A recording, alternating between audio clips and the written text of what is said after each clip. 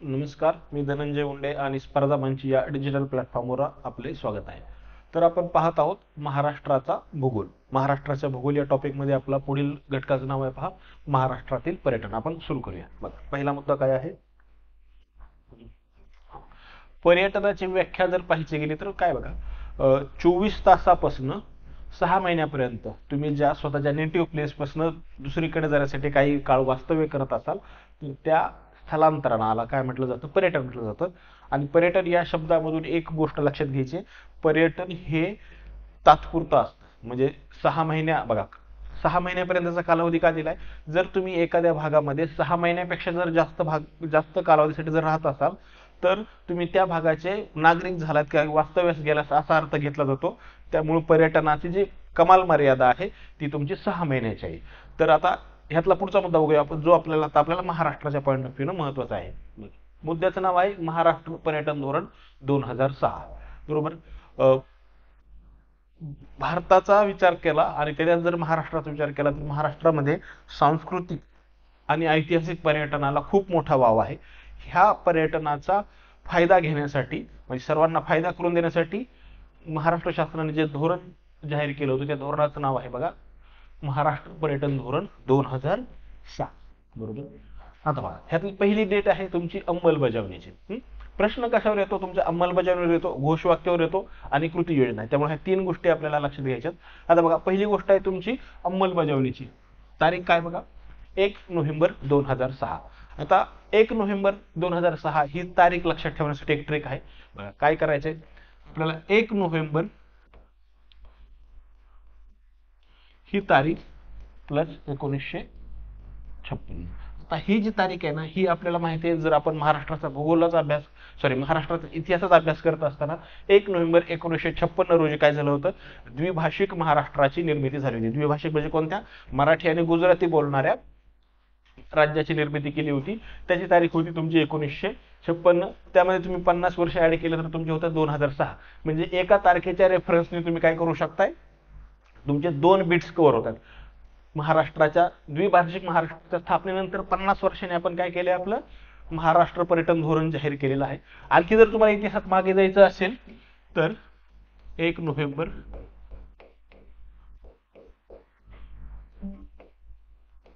1858 काय आहे? ह्या तारखेला काय झालं होतं बघा, 1858ला राणीचा जाहीरनामा सिद्ध करण्यात आला होता. राणीचा जाहीरनामा म्हणजे ह्याचा रेफरन्स काय आहे? 1857च ज्या उठाव आहे त्या उठावानंतर कंपनीकडचं राज्य क्राऊनकडे म्हणजे राजपदाकडे देण्यात आलं. आणि त्यावेळेस राणीने एक काय केला होता? जाहीरनामा दिला होता. तो जाहीरनामा होता 1 नोव्हेंबर 1958. म्हणजे आपल्याला 1 नोव्हेंबर या तारखेशी संबंधित 3 घटना आपल्याला इथं त्यांची लिंक जोडता आलेली आहे. बरोबर. आता पुढचा मुद्दा काय बघा, घोषवाक्य. घोषवाक्य म्हणजे एखादी योजना आली तर ती लोकांच्या लक्षात राहावी म्हणून एक घोषवाक्य तयार केलं जातं. तर घोषवाक्य काय होतं आपल्या पर्यटन धोरणाचं? घोषवाक्य आहे महाराष्ट्र अनलिमिटेड. म्हणजे मराठीत घ्यायचं झालं तर मराठीत घ्यायचं असलं तर अमर्यादित महाराष्ट्र असं म्हणू शकतो. पण इंग्रजीमध्ये कॅच फ्रेज चांगली वाटते म्हणून तिला महाराष्ट्र अनलिमिटेड असं घोषवाक्य आपण केलेलं आहे. बघा काय केलेलं ह्या धोरणांतर्गत, आगामी 5 वर्षांचा आणि 2025 साठीची ध्येय, आगामी 5 वर्षांची कृती योजना आणि 2025 ला आपले काय ध्येय आहे ते मांडले तुमच्या 2006च्या धोरणामध्ये. बघा पुढचा मुद्दा काय बघा, पुढील 5 वर्षांसाठी कृती योजना. 5 वर्षांसाठी म्हणजे बघा 2006 ला लागू झालं तुमचं धोरण. 6 + 5 11 म्हणजे 6 ते 11 पर्यंत जी योजना राबवायची होती. बघा म्हटलंय काय, 5 वर्षासाठीची ही कृती योजना आहे. त्यातला मुद्दा काय बघा, सर्वात महत्वाचा मुद्दा, पर्यटन स्थळांच्या ठिकाणी पायाभूत सुविधांचा विकास करणे. पायाभूत सुविधांचा विकास. मग आता ह्या पायाभूत सुविधांमध्ये काय येणार बघा, इथं आपण काय म्हणू त्याला, कनेक्टिव्हिटी म्हणजे जोडणी. मग ही जोडणी तुमची कशी असू शकते? रस्ते, त्यानंतर तुमची असू शकते लोहमार्ग. ओके. त्यानंतर असू शकतं तुमचं जलमार्ग आणि चौथा असू शकतो तुमचा हवाई मार्ग. ओके. बरोबर. आता बघा ह्या 4 प्रकारे तुम्ही काय करू शकता, त्याची जोडणी करायची तुमच्या पर्यटन ह्याचे ठिकाण, त्यातला हा जोडणी हा पहिला घटक झाला. पायाभूत सुविधांमध्ये दुसरा दुसरा मुद्दा कोणता येतो, तर राहण्याची व्यवस्था. राहण्याची व्यवस्था. मग ही राहण्याची व्यवस्था महाराष्ट्रामध्ये कोण प्रोव्हाइड करतं बघा, MTDC, Maharashtra tourism development corporation, Maharashtra पर्यटन विकास महामंडळ, ही जी संस्था आहे ती काय करते, तुमच्या राहण्याची व्यवस्था तुम्हाला उपलब्ध करून देते. त्यासाठी तुम्हाला काय करतं, ऍडव्हान्स बुकिंग करावं लागतं आणि त्यानंतर तुम्हाला ती जागा अलॉट झाल्यानंतर तुम्ही त्या MTDCच्या जे गेस्ट हाऊस आहे तिथे जाऊन राहू शकता. बरोबर. आता ही झाली तुमच्या कोणती जोडणी आणि राहण्याची व्यवस्था, ही शासकीय पातळीवर झाली, म्हणजे MTDC झालं किंवा रस्ते झालं. पण त्या भागामध्ये काही लोक राहत असतील तर त्यांच्या माध्यमातून सुद्धा एक योजना राबवली जाते बघा. ती योजना कोणती आहे, त्या योजनेचं नाव आहे बेड अँड ब्रेकफास्ट. काय म्हणले बघा, पर्यटन स्थळांच्या ठिकाणी ब्रेड आणि ब्रेकफास्ट योजनेचे बळकटीकरण करायचे. आता बेड अँड ब्रेकफास्ट मध्ये पुन्हा बघा ते चाल आपल्या लक्षात, बेड म्हणजे राहण्याची सोय, राहण्याची सोय, आणि ब्रेकफास्ट म्हणजे जेवणाची सोय.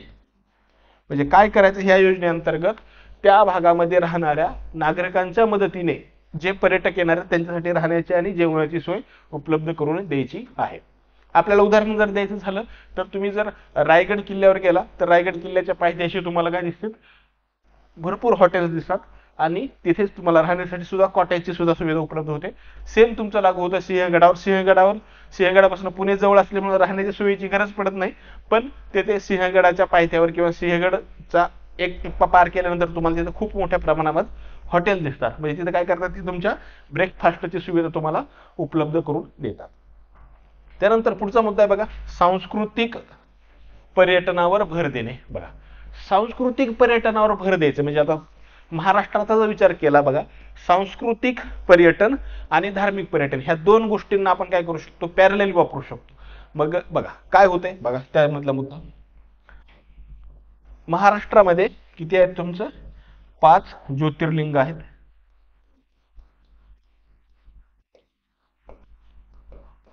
आणि 8 गणपती म्हणजे हे अष्टविनायक आहेत. बरोबर. मग ह्या ह्या 8 आणि 5 13 ह्यांचा जर विकास तुम्ही केला तर ते काय, त्यांचा विकास कुठे तुमच्या सांस्कृतिक आणि धार्मिक पर्यटनाखाली येईल. त्यानंतर ग्रामीण पर्यटनाचा विकास करणे. जर तुम्ही शहरी भागात राहत असाल तर आपल्याला लक्षात येतं हिवाळ्याच्या काळामध्ये तिथे हुरडा पार्टी आयोजन करणाऱ्या आयोजक कंपन्यांच्या जाहिराती आपल्याला पाहायला भेटतात आणि त्या काय करतात, तुमच्या शहरापासून एक जवळच्या अंतरावर हुरडा पार्टीचं नियोजन करतात. मग हे तुमचं जे हुरडा पार्टी आहे ती काय होईल, तुमच्या ग्रामीण पर्यटनाचा भाग येत. बरोबर. आता आपण पाहिलं आपलं धोरण. आता पुढचा मुद्दा आहे अष्टविनायक. आता अष्टविनायक हा जो टॉपिक आहे, ह्या टॉपिकवर प्रश्न कसे विचारतात हे आपण आज विचारात घेऊया. बघा, पहिल्या कॉलम मध्ये गणपतीची नावं दिलेत, त्यानंतर त्यांचं ठिकाण दिले आणि त्यानंतर जिल्हा दिलाय. बघा प्रश्न कसा येतो, ह्या गणपतीला त्याच्या ठिकाणाशी जोडायचे, जोड्या लावा, आणि दुसरा येतो गणपतीच्या ठिकाणाला त्याच्या जिल्ह्याशी जोड्या लावा. हा दुसरा प्रकार झाला जोड्या लावामध्ये.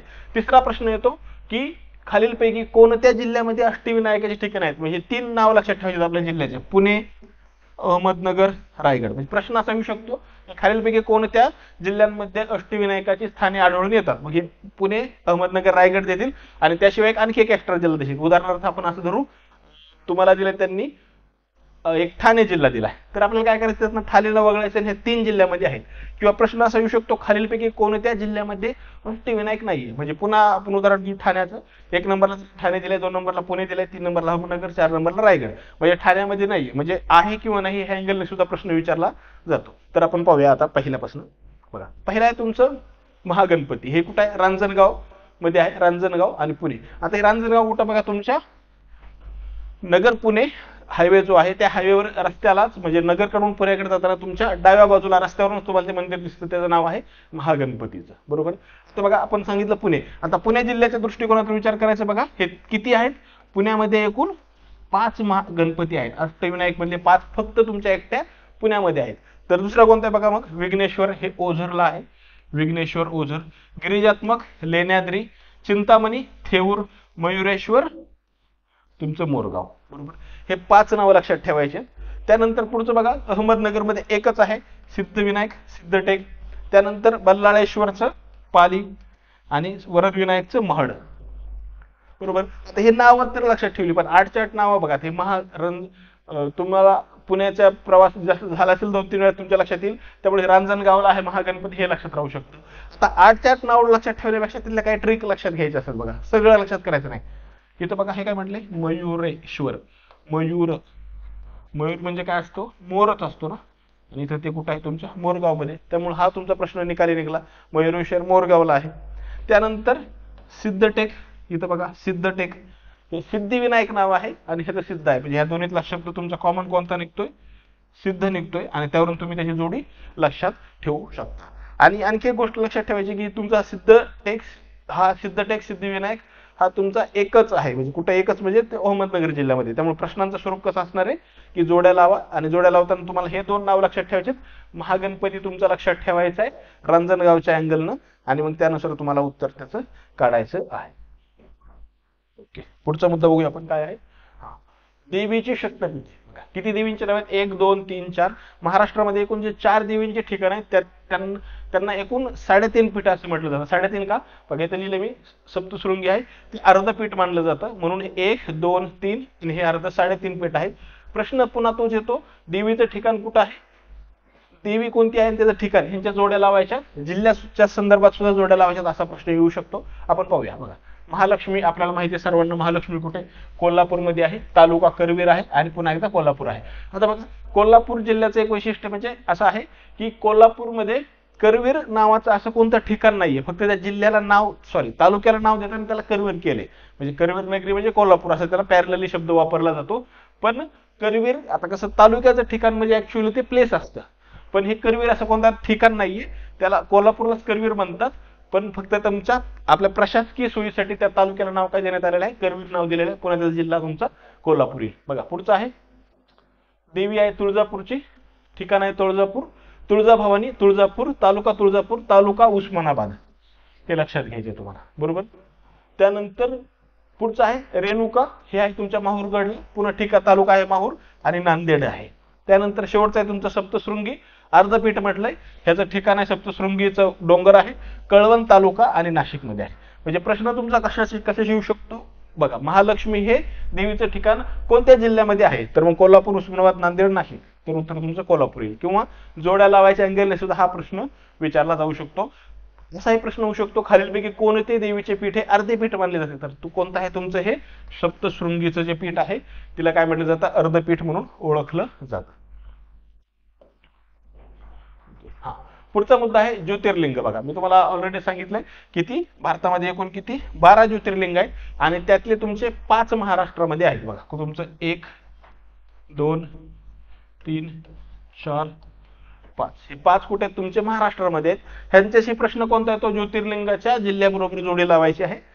आपण पाहूया. बघा, त्र्यंबकेश्वर तुमचं कुठं आहे, त्र्यंबक तालुका आहे, नाशिकमध्ये आहे. त्र्यंबकेश्वर फेमस आहे. बरोबर, त्यानंतर भीमाशंकर आंबेगाव पुणे, घृष्णेश्वर खुलताबाद तालुका औरंगाबाद जिल्हा, औंढा नागनाथ तालुका औंढा जिल्हा हिंगोली, परळी वैजनाथ तालुका परळी जिल्हा बीड. बरोबर, आता प्रश्न कसा येतो बघा, मी तुम्हाला एक सांगतो प्रश्न. त्र्यंबकेश्वरचा आपण नदी प्रणाली जी पाहत होतो, त्या त्र्यंबकेश्वरच्या प्रणालीमध्ये आपल्याला लक्षात माहित असेल, इथे तुमची गोदावरी नदीचं काय होते, उगम पावते. बरोबर, त्यानंतर भीमाशंकरला तुमच्या इथं भीमा नदीचा उगम आहे. त्यामुळे हे अँगलने तुम्हाला तिथे सुद्धा अभ्यास करताना ह्या गोष्टी लक्षात ठेवायच्या. त्र्यंबकेश्वर नाशिकमध्ये आहे, तिथे गोदावरी नदीचा उगम होतो. भीमाशंकरला सुद्धा तीच गोष्ट आहे, भीमा नदीचा उगम होतो, ते पुणे तालुक्यामध्ये आहे. त्यानंतर पुढचा आहे घृष्णेश्वर खुलताबाद औंढा नागनाथ हिंगोली. घृष्णेश्वराच्या आणखी एक मुद्दा सांगायचा झाला तर ह्याचा जो पुनरुद्धार केलाय तो अहिल्याबाई होळकरांनी केलेला आहे. अहिल्यादेवी किंवा अहिल्याबाई म्हणू शकतो आपण त्यांना, अहिल्याबाई होळकरांनी त्याचा जीर्णोद्धार केलेला आहे ह्या घृष्णेश्वराच्या मंदिरामध्ये. हे कुठं आहे तुमचे, औरंगाबाद जिल्ह्यामध्ये खुलताबाद तालुक्याला आहे. औंढा नागनाथ तालुका पुन्हा औंढा जिल्हा हिंगोली, परळी वैजनाथ परळी बीड. आता यावरचा प्रश्न तोच पुन्हा जोड्या लावाशी संदर्भात येतो, त्यामुळे आपल्याला ते मुद्दे विचारात घ्यायचे आहेत. आता हे दोन आपले बघितले आपण सांस्कृतिक किंवा धार्मिक पर्यटन. आता आपल्याला पुढचं काय पाहिजे, नैसर्गिक पर्यटन. नैसर्गिक पर्यटन मधला मग पहिला मुद्दा येईल तुमचा काय, थंड हवेचे ठिकाण.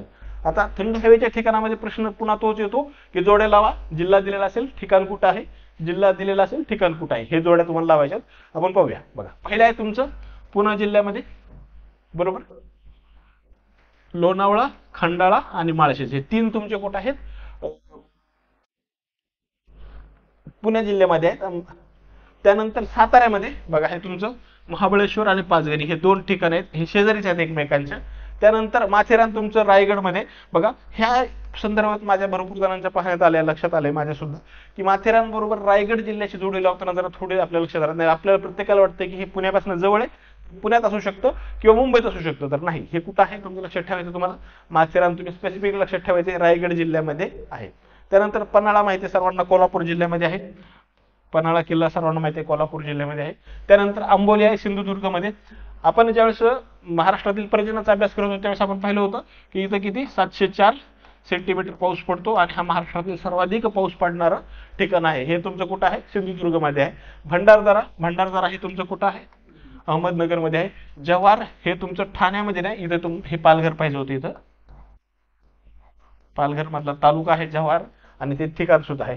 तोरणमाळ तुमचं कुठं, नंदुरबार मध्ये आहे. चिखलदरा हे अमरावतीमध्ये आहे. चिखलदऱ्याला आणखी एक वेगळं वैशिष्ट्य सांगायचं झालं तर ह्याला काय म्हणतात, विदर्भाचं महाबळेश्वर. विदर्भाचं महाबळेश्वर. प्रश्न असा होऊ शकतो की खालीलपैकी कोणत्या ठिकाणाला विदर्भाचे महाबळेश्वर म्हणतात, तर उत्तर तुमचं काय आहे, चिखलदरा असं आहे. त्यानंतर म्हैसमाळ कुठं आहे, म्हैसमाळ औरंगाबादमध्ये. आणि रामटेक आहे, हे रामटेक तुमचं नागपूरमध्ये आहे. प्रश्न लक्षात घ्यायचे, जोड्या कशा विचारू शकतात किंवा स्पेसिफिक माहिती विचारली तर तुम्हाला लक्षात ठेवायचे चिखलदऱ्याच्या संदर्भात आणि आंबोलीच्या संदर्भामध्ये.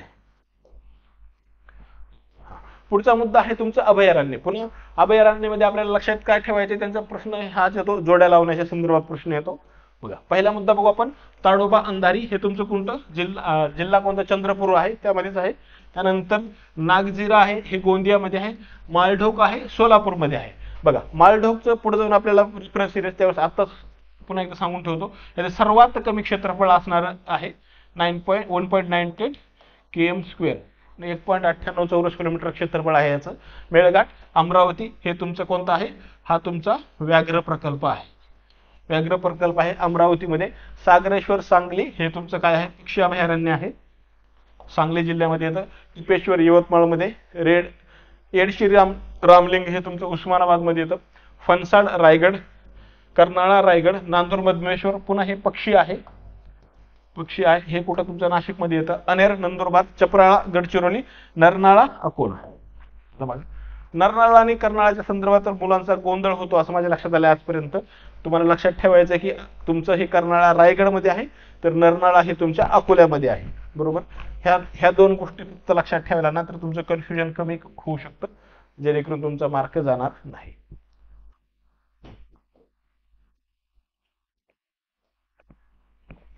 पुढचा मुद्दा आहे तुमचा राष्ट्रीय उद्यान आहे. बघा ह्यातला प्रश्न पुन्हा कसा येतो, उद्यान आहे कुठं, जिल्हा कुठं आहे, स्थापनेच्या संदर्भात प्रश्न येतो, क्षेत्रफळाच्या संदर्भात येतो. आता आपल्याला लक्षात काय ठेवायचं, बघा पहिलं तुमचं उद्यान आहे ताडोबा, जिल्हा चंद्रपूरच्या ऑलरेडी आपण अभयारण्याच्या अँगल मध्ये पाहिलं होतं. आता ताडोबावर प्रश्न येतो स्थापनेविषयी. स्थापनेवर प्रश्न काय येणार, कारण हे सर्वात आधी स्थापना आहे. बघा 1955 सर्वात आधी स्थापना झालेलं जे राष्ट्रीय उद्यान आहे महाराष्ट्राच्या अँगलनं, तर ते तुमचं कोणतं आहे, ताडोबा आहे, म्हणून प्रश्न येतो 1955 लक्षात ठेवायचे. त्यानंतर गुगामल आहे तुमचं अमरावतीमध्ये, ह्याचे वर्ष, स्थापना वर्ष लक्षात ठेवायचं नाही. आपल्याला शक्य झालं तर ही तारीख, हा आकडा लक्षात ठेवायचा आहे. किती आहे तो, 361.67 का असं लक्षात ठेवायचं आहे, तर हे सर्वाधिक क्षेत्रफळ आहे. सर्वाधिक क्षेत्रफळ असणार कोणतं, तर गुगामल आहे. प्रश्न येऊ शकतो खालीलपैकी कोणत्या अभयारण्याचे क्षेत्रफळ सर्वाधिक आहे, तर उत्तर आहे तुमचं गुगामल. त्यानंतर नवेगाव आहे, ते गोंदियामध्ये आहे. पेंच आहे, नागपूरमध्ये आहे. बोरिवली आहे, मुंबई उपनगरमध्ये. 1983 हे वर्ष लक्षात राहिलं तर ठीक, अदरवाईज काही गरज नाही. हे लक्षात ठेवायचे तुम्हाला कशाच्या संदर्भात, क्षेत्रफळाच्या. काय म्हटलंय बघा, ह्याचं क्षेत्रफळ किती आहे, 86.96. आणि ह्याचं वैशिष्ट्य काय, हे सर्वात कमी क्षेत्रफळ तुमच्या ह्याच्या राष्ट्रीय उद्यानाच्या अँगलनं जर विचार केला तर सर्वात कमी क्षेत्रफळ असणारं बोरिवली आहे.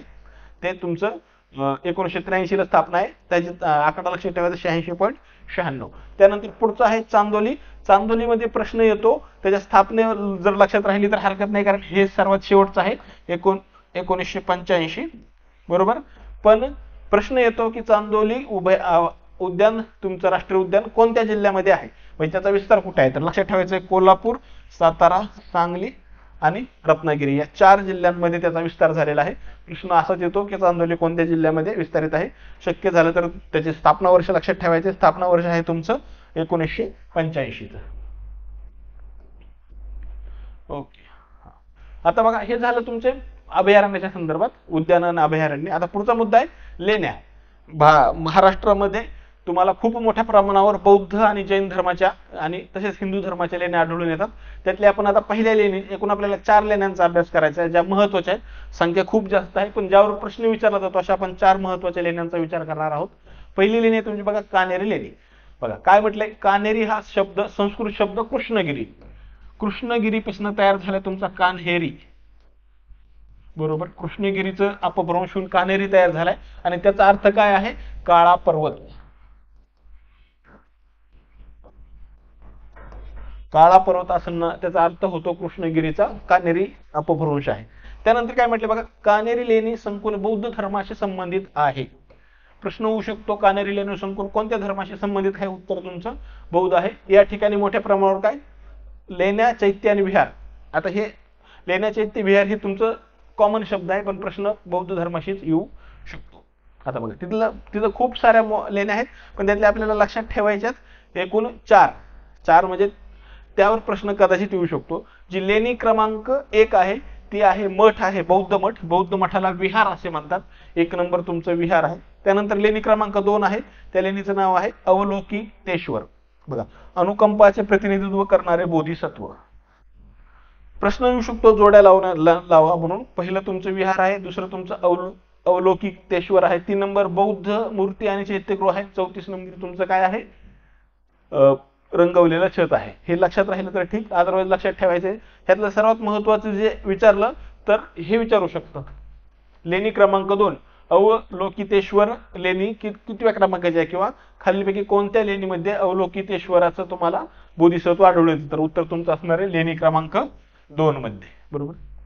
आता बघा पुढचा मुद्दा आहे ह्याचा, कान्हेरी लेणी संजय गांधी राष्ट्रीय उद्यानाचा भाग आहेत बरोबर. आता एक मिनिट आपण मागे जाऊया. इथं जे पाहिलं ना आपण बोरिवली जे उद्यान आहे त्याचंच नाव, तिथं त्याचाच पार्ट आहे तुमचा काय, त्याचा पार्ट आहे तुमचा संजय गांधी राष्ट्रीय उद्यान आणि ह्याच्यामध्येच आहे तुमची कान्हेरी लेणी. म्हणजे लक्षात ठेवायचे, तुम्हाला जर फॉरवर्ड बॅकवर्ड लिंकेज लावता आली तर तुमच्या बोरिवलीचं बघा काय म्हटलंय, बोरिवलीचं जे राष्ट्रीय उद्यान आहे त्याचं नाव काय त्याचं नाव आहे तुमच्या संजय गांधी राष्ट्रीय उद्यान. आणि त्या राष्ट्रीय उद्यानामध्ये काय त्याचं कोणती लेणी आहे, कान्हेरी लेणी कृष्णगिरी, कान्हेरी अपभ्रंश, त्याचा अर्थ होतो काळा पर्वत, बौद्ध धर्माशी संदर्भ आहे. ओके. हा त्याचा पुढची लेणी आहे बघा जी महत्वाची आहे आपल्याला, एलिफंटा लेणी. ही कुठं, एलिफंटा लेणी समूह एलिफंटा बेटावर स्थित आहे. एलिफंटाचं म्हणजे ह्याला एलिफंटा काय म्हणतात बघा, ज्यावेळेस एका मला वाटतं पोर्तुगीज जो एक्सप्लोरर होता तो गेल्यानंतर त्याला तिथे एक हत्तीची मूर्ती सापडली, म्हणजे मोठी हत्तीची मूर्ती सापडली म्हणून त्यानं त्याला त्या भागाला किंवा त्या बेटाला नाव काय दिलं, एलिफंटा म्हटलं. त्यामुळे ते आपल्याकडे सध्या त्याला एलिफंटाच बेट म्हणून ओळखलं जातं. पण एलिफंटाचं मराठी नाव तुमचं काय आहे, घारापुरी. आणि घारापुरीचा अर्थ होतो तुमचं लेण्यांचे शहर. लेण्यांचं शहर, पण फक्त ते एलिफंटा म्हणजे हत्तीची मूर्ती सापडली म्हणून त्याला काय नाव पडलेलं आहे, एलिफंटा लेणी असं नाव पडलेलं आहे. पुढचा मुद्दा, एलिफंटा लेणीच्या समूहामधील 7 लेण्यांपैकी किती लेण्या आहेत, 7. त्यातल्या 5 तुमच्या हिंदू आहेत आणि 2 ह्या कशाच्या संदर्भात आहेत, बौद्ध धर्माशी संदर्भात आहेत. एकूण संख्या 7 आहे. 7 मधल्या 5 तुमच्या बघा, या 7 मधल्या तुमच्या 5 हिंदू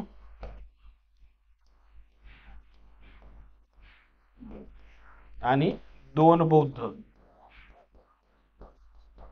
बौद्ध आहेत. ओके. प्रश्न कसा येऊ शकतो, एकूण संख्या किती आहेत, 7 आहेत, हिंदूच्या 5 आहेत, बुद्धाचे 2 आहेत, हे आकड्यावर प्रश्न येऊ शकतो. त्यानंतर पुढचा आहे, एलिफंटा लेण्यांमधील मुख्य गुहेमध्ये रावणानं कैलास पर्वत उचलल्याची. मग आपल्याकडे जी दंतकथा आहे की रावणाने काय केलं होतं, कैलास पर्वत उचलला होता, त्याचं वर्णन करणारी जी उचललेला आहे ती कुठे तुम्हाला मुख्य गुहेमध्ये दिसल्याची प्रतिमा तुम्हाला कुठे आढळून येते, एलिफंटा. म्हणजे प्रश्न असा होऊ शकतो, रावणाने कैलास पर्वत उचलल्याची प्रतिमा कोणत्या लेण्यांमध्ये आढळून येते? मग तिथं तुम्हाला ऑप्शन मध्ये पहिलं येईल एलिफंटा लेणी, बरोबर. दुसरं येईल कानेरी लेणी, त्यानंतर तिसरं येऊ शकतं तुमची अजिंठा लेणी, आणि चौथं काय येऊ शकतं, वेरूळ लेणी. तुम्हाला लक्षात काय ठेवायचे, तुमच्या एलिफंटा लेणीमध्ये तुम्हाला ती रावणानं कैलास पर्वत उचलल्याची प्रतिमा आहे. ह्यातला महत्वाचा मुद्दा आहे बघा, 1887 मध्ये एलिफंटा लेण्यांना युनेस्कोनं जागतिक वारसा स्थळांचा दर्जा प्रदान करण्यात आलेला आहे. कितीला दिलाय? 1887 मध्ये काय केलं, युनेस्कोनं जागतिक वारसा स्थळाचा दर्जा दिलेला आहे, बरोबर. आता हे जागतिक वारसा स्थळ म्हणजे काय प्रकार बघा, हा युनेस्कोचा जो उपक्रम आहे तो सुरुवात झाला होता 1972 मध्ये, बरोबर. 1972 ला सुरू झालेला आहे आणि सद्यस्थितीमध्ये भारतामध्ये एकूण 40 स्थळांना काय केलेलं आहे, एकूण जागतिक वारसाचं त्यांनी काय केलेलं आहे, दर्जा दिलेला आहे. त्यातली तुमची एक मिश्र आहे, ओके. त्यानंतर 7 आणि 32 अशा एकूण किती आहेत? 7. त्यातली एक तुमची 7 आहे नैसर्गिक आणि 7 आहे सांस्कृतिक. अशी एकूण त्यांचे विभागणी आहे. पण आपल्याला एवढं डिटेलमध्ये विचारणार, लक्षात ठेवायचं 1972 आहे. 40 त्या एकूण ह्यांना काय करण्यात आलेला, दर्जा देण्यात आलेला आहे. आता पुढचा मुद्दा आहे तुमचा अजिंठा लेणी.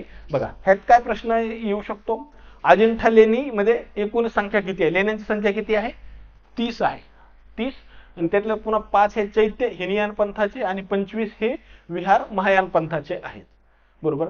आता बघा कंसामध्ये जे मुद्दे दिले त्या मुद्द्यांचं महत्व काय आपण ते विचारात घेऊया. बघा ज्यावेळेस गौतम बुद्धांना बौद्ध धर्माची स्थापना केली, त्यानंतर काही वर्षानंतर जी पहिली बौद्ध परिषद झाली होती, त्यामध्ये बौद्ध धर्माचे 2 गट पडले. एक गट होता हिनयान आणि एक होता तुमचा महायान. आपण काय करू, शॉर्ट फॉर्म मध्ये लिहू, हिनयान आणि महायान. ह्या दोन्हींमधला बेसिक डिफरन्स जर लक्षात घ्यायचा असला तर त्यातला एक गट मूर्तीपूजा करतो, मूर्ती म्हणजे भगवान बुद्धाच्या मूर्तीचा पूजा करतो, आणि दुसरा करत नाही. तर म पासून जो सुरुवात होतो महायान, तो मूर्तीपूजा करतो. लक्षात ठेवायला सोपं आहे. आणि जर दुसरा आहे तो करणार नाही, बरोबर, सोपं आहे. आणखी एक महत्वाची गोष्ट जर विचारायची झाली, खालीलपैकी ह्या 2 पंथांपैकी कोणता पंथ गौतम बुद्धाच्या शिकवणीशी जास्त जवळ आहे, तर हिनयान पंथ सर्वात जवळचा आहे. सर्वात जवळचा इथं हा काय अर्थ घ्यायचा आहे, गौतम बुद्धानं आयुष्य व्यतीत करण्यासाठी ज्या अटी दिल्या होत्या त्या सर्व अटींशी जास्त जवळ, म्हणजे त्या अटी पाळणारा गट तुमचा हिनयान असतो, आणि त्या अटी थोड्या हार्श म्हणजे थोड्या कठीण आहेत पाळण्यासाठी, तो हिनयान पंथ असतो. आणि महायान पंथ ज्या अटी पाळतो त्या अटी तुलनेने कमी अवघड आहेत. आणि त्यांचं बेसिक फीचर काय आहे, तर ते गौतम बुद्धाच्या मूर्तीचा काय करतात, पूजा करतात. आता हे 2 खूप प्राचीन काळी स्थापन झालेले पंथ आहेत. भारताच्या स्वातंत्र्यानंतर डॉक्टर बाबासाहेब आंबेडकरांनी जेव्हा बौद्ध धर्माचा स्वीकार केला, त्यावेळेस त्यांनी एक नवीन पंथाची सुरुवात केली. त्या पंथाला आपण म्हणतो नवबौद्ध, बरोबर. नवबौद्ध या पंथाचं वैशिष्ट्य घ्यायचं झालं तर त्यांनी काय केलेलं आहे, हिनयान आणि तुमच्या महायान या दोन्ही पंथामधील ज्या चांगल्या गोष्टी आहेत त्या दोन्हींचं एकत्रीकरण करून या नवीन पंथाची स्थापना केलेली आहे. आणि ह्याचं एक स्ट्रायकिंग फीचर आहे नवबौद्धाचं, हे सुद्धा मूर्तीपूजा करत नाहीत, मूर्तीपूजा नाही, बरोबर बरोबर. आता इथं बघा मूर्तीपूजे संदर्भात 3 नाव आले, पण आपल्याला लक्षात ठेवण्यासाठी आपल्याला लक्षात ठेवायचं म पासून सुरुवात होणारच मूर्तीपूजा करतो, म्हणजे महायान पंथ करतो. तुमचा बाकी हिनयान आणि नवबौद्ध काय करतात, मूर्तीपूजा करत नाही. ओके. पुढचा मुद्दा काय बघा, अजिंठा लेणी समूहामध्ये आढळणाऱ्या चित्रामध्ये बौद्ध दंतकथा आणि देवतांचे वर्णन करण्यात आलेले आहे. हे आपल्याला माहिती आहे काय असणार आहे, म्हणजे सरळ सरळ दिसते आपल्याला की सर्व ही तुमचं बौद्ध धर्माशी संदर्भात आहे. त्यानंतर पुढचा आहे, अजिंठा लेणी समूहामध्ये बुद्धांचे पूर्वीचे जीवन, पुनर्जन्म, आर्यासुराच्या जातक कथांमधील चित्रणात्मक कथा, बौद्ध देवतांच्या शिल्पांचे वर्णन करणारी चित्रे आहेत.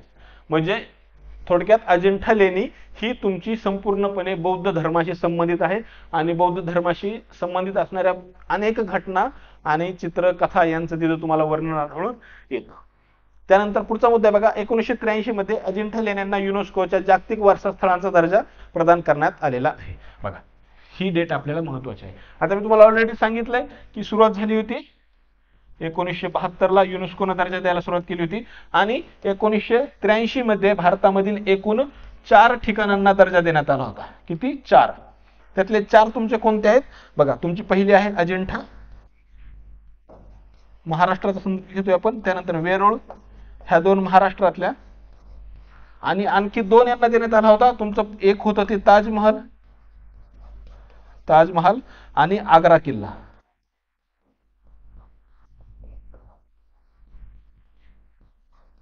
अशा एकूण 4, म्हणजे महाराष्ट्रातल्या 2 आणि उत्तर प्रदेश मधल्या 2, अशा 2 एकूण 4 यांना दर्जा देण्यात आला होता युनेस्कोनं जागतिक वारसा स्थळांचा.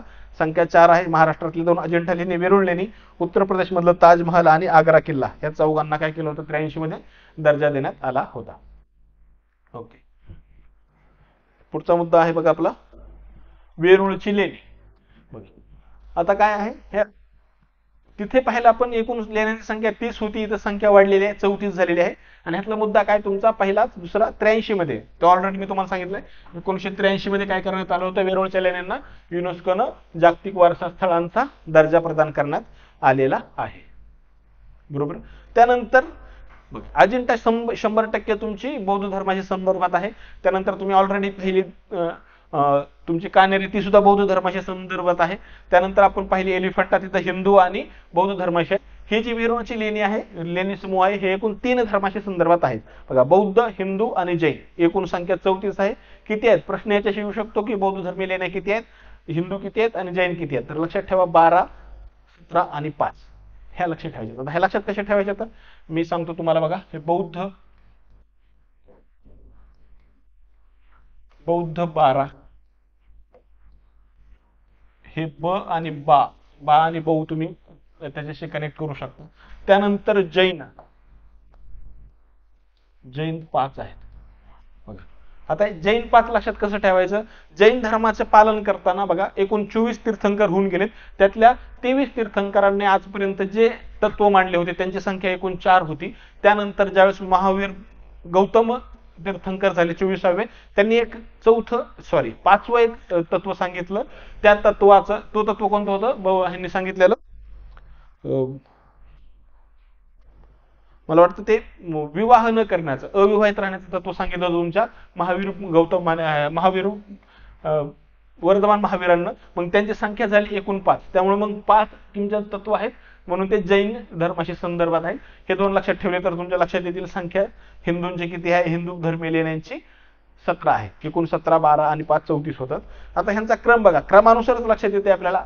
क्रम लावतानाच 1 ते 12 दिले, त्यानंतर 13 ते 29 आणि 30 ते 34, म्हणजे 1 ते 12 तुमच्या आधीच तयार झाले असतील. इसवी सन पूर्व 200 ते इसवी सन 600.